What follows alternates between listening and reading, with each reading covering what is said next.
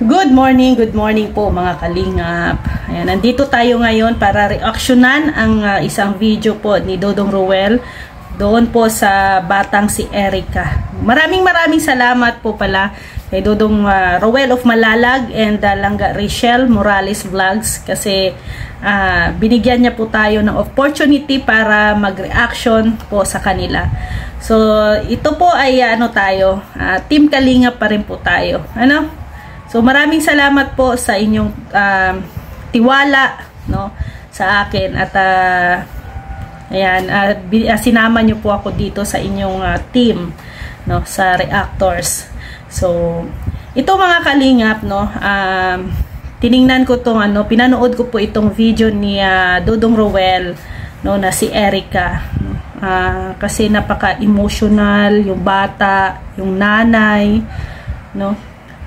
ito po ay scout po ito ni Mario's Vlog So maraming salamat dahil sa mga scouters sa mga charity vlogger ng Team Kalingap, marami na po ang natutulungan at napaabot po lumawak kahit na yung hindi napapansin ay napapansin na sa ngayon. So isa ito si Erica at ang kanyang pamilya na nakita at handang tulungan ng Team Kalingap kasama ang grupo po ni Roel of Malalag. So mga kalingap naging din ako dito. Marami akong natututunan dito sa storya ng buhay ni Erica. Ito si Erica mga kalingap estudyante ito. Estudyante. Nagsusumikap para makatulong sa kanyang pamilya. Bihira lang po yan sa mga kabataan sa panahon ngayon, sa mga kaedad ni Erica ngayon, bihira lang ang batang ganon ang kanyang mindset na handang tumulong para sa pamilya. Pero si Erica po mga kalingap, handang magsakripisyo para lang makatulong sa kanyang nanay at tatay. Minsan natatanong ko din, paano kung hindi sila nakita ng grupo ng Team Kalingap? Paano kung hindi sila na-scout? Ano ang buhay nila? Patuloy pa rin si Erica sa paggagamas, sa pagkukuha ng dahon ng gabi para ilako, para mayroong maibenta, may mabili ng bigas. So, sa murang kaisipan ni Erica, natuto na po siyang mamuhay or magtrabaho. Naging matured na ang kanyang kaisipan dahil nga sa hirap ng buhay. Dahil porsigido siyang makatulong sa kanyang pamilya, hinati niya ang kanyang oras sa trabaho at sa pag-aaral. Minsan nga nasabi din ni Erica na minsan ay absent siya kasi wala nga siyang baon, wala silang makain. Ang hirap din naman po talaga na papasok ka sa eskwelahan na walang laman ang iyong sikmura. Ang hirap nun, hindi ka din makapag-concentrate doon sa school kung walang laman ang iyong sikmura. Kaya maswerte ang mga kabataan ngayon. Maswerte yung mga kabataan ngayon na yung mga magulang may trabaho, may kita, ang pamumuhay nila ay masagana, nakakakain sila sa isang araw 3 beses. Maswerte po yun at ipagpasalamat po ninyo yun sa mga kabataan na naririnig tayo ngayon. Ipagpasalamat po ninyo yan.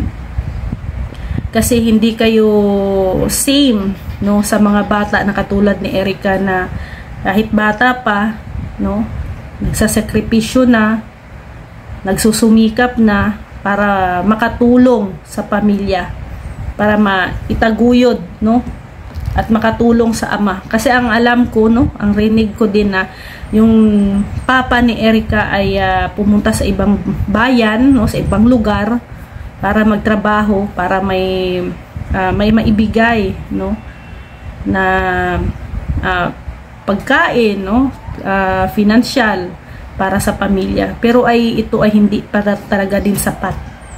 Hindi sapat ang kita ng kanyang tatay. no? May mga maliliit pa siyang mga kapatid, no? So si Erica yung katuwang ng kanyang nanay.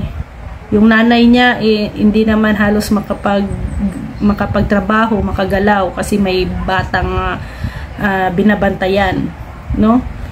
Si Erica yung panganay na nandyan makatulong, makaalalay sa kanyang nanay. So ito napaka inspiring, no, ang kwento ni Erica. Ito ang karapat-dapat na tulungan. Malaki ang pangarap sa buhay. Gusto niyang maging doktor, gusto niyang makapagtapos sa pag-aaral. Kahit yung nanay, no, gusto niyang makatapos talaga ang kanyang anak sa pag-aaral. Kahit sino pong magulang, gugustuhin po talaga na makatapos ang kanyang anak sa pag-aaral. Yan yung yaman, no? Yung pag-aaral kasi yan yung yaman na hindi makukuha, no, sino man. Yung edukasyon, no, yan lang yung puhunan, yan yung yaman na hindi talaga makukuha sa iyo. Kaya tulungan po natin mga kalingap, no, mga langga, itong pamilyang ito. Deserving po nila, no, deserve nila ang tulong, no. Deserve nila yung tulong. At ito syempre dahil nga nakita sila, no, natulungan sila ng grupo ni Dodong Roel. Laking ginhawa na po yun, laking ginhawa sa buhay nila, no. Abangan natin ang susunod, no, na mga next storya ng kwento ng buhay ni Erica. Sana po ay tulungan natin at sana ay ipagdasal natin, no. Tingnan natin kung ano ang maitutulong natin, ang maisuggest natin, kung anong hanap buhay ang pwede sa kanila para dagdag tulong, dagdag kita din po sa kanila yon. Pag mayroon silang siguro mayroon silang income, no, aside sa paggagamas, sa pagbibenta ng mga dahon ng gabi dyan, no, aside dyan, dapat mayroon pa din talagang extra, no, na kita ang pamilya, no, para ma-sustain, no, ang kanilang pangangailangan araw-araw. Lalo na kay Erica kasi estudyante siya. Kawawa naman po yung bata, no, na kung walang makain, walang baon, no, hindi siya makapag-aral, no. Okay lang yung baon no, yung baon kasi yung ano talaga, no, yung pagkain talaga bago ka pumasok sa school, kailangan mo talagang kumain. Kasi pag pumasok ka sa school na wala kang kain, 'di ba? Parang wala, para kang lutang, no? Paano papasok sa isip mo, no, yung tinuturo ng teacher sa iyo kung wala namang laman ang sikmura mo, no? Hindi ka makafocus. Kaya nga salamat din doon sa teacher, no, sa teacher ni Erica, no? Kasi sabi nga ni Erica ay pag once daw na wala daw siyang pera, wala siyang baon, no, magsabi lang daw siya sa teacher. Siguro yung teacher ay handa din siyang tulungan, no? Handa din silang tulungan, handa din si Erica tulungan. Nakikita ko sa batang ito mataas po ang kanyang pangarap sa buhay, no? Kaya maswerte talaga ang mga kabataan na nandyan na lahat, yung luho, no, yung masagana ang buhay, maswerte. Hindi lahat po ng kabataan ng pamilya ay nabibiyayaan po ng masaganang buhay. Kaya nandito po ang Team Kalingap, no, para hanapin yung mga karapat-dapat na tulungan.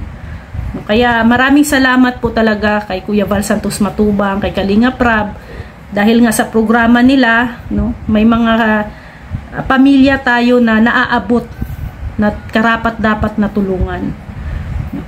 Salamat din po kay Ruel of Malalag and kay Rachel Morales Vlog, no, kasi nga tumulong po sila, tumugon sila sa problema po, no, ng pamilya ni Erica. Sana ay maging tuloy-tuloy tayo po, no, mga viewers, supporters, tulungan din po natin sila para itong programa na to no, tuloy-tuloy po ang kanilang pagtulong. Sa mga nais pong manood, no, doon sa full video, no, sa mga hindi pa po nakapanood, no, ng buong istorya, buong kwento ng buhay ni Erica, puntahan nyo po at dalawin nyo po, no, ang channel ni Rowell of Malalag. Nandoon po ang kabuuan ng video, lahat po doon, no, ang kwento ng buhay ni Erica.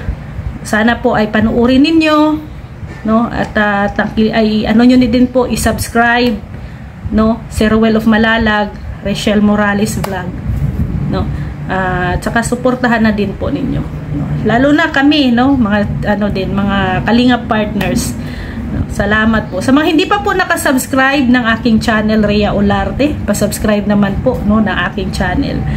So maraming salamat din po kay Kuya Val Santos Matubang, Ate Edna Vlogs at kay Kalingap Rap, so walang sawa pong pagsuporta po sa amin sa inyong programa na pinapalawak ngayon. Maraming salamat po. So dito ko na lang guys, no, tatapusin ang ating reaction videos tungkol kay Erica. Abangan natin ang next na upload videos ni Rowell of Malalag tungkol sa buhay ni Erica, at syempre po ang mga charity vlog din po ni Rachel Morales Vlog, no. Salamat po sa inyong suporta, tiwala at pagmamahal po sa amin.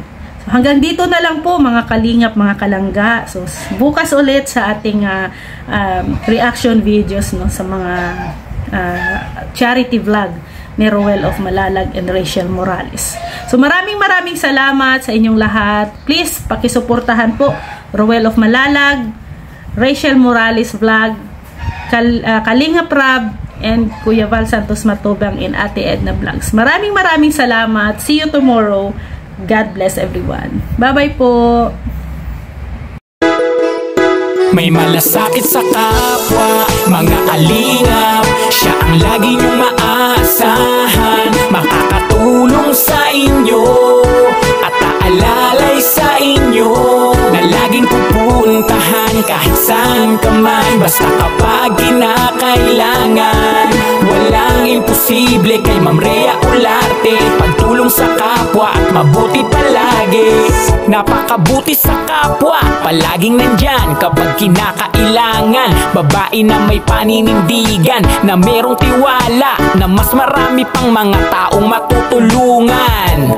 Miss Rhea Olarte, ang pagtulong sa tao ay hindi pinipili. Yan ang inyong lingkod, mabait na babae, na may mabuting puso at hindi siya maarte. Kahit na malayo, kahit nasan ka man, sa kahirapan siya ay makikipagtulungan. Pakikipagkapwa sa tao, yan ang kailangan, at ang nangangailangan ay kanyang tutulungan. Mga kalingap, asahan nyo na merong mabuting puso na laging nandito.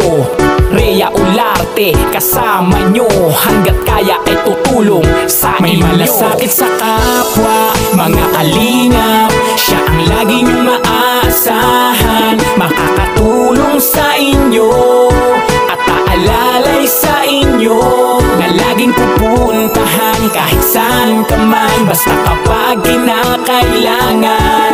Walang imposible kay Ma'am Rhea Olarte, pagtulong sa kapwa at mabuti palagi. Sa kapwa, mga kalingap, siya ang lagi niyong maaasahan. Makakatulong sa inyo at aalalay sa inyo, na laging pupuntahan kahit saan ka man, basta kapag kinakailangan. Walang imposible kay Ma'am Rhea Olarte, pagtulong sa kapwa at mabuti palagi.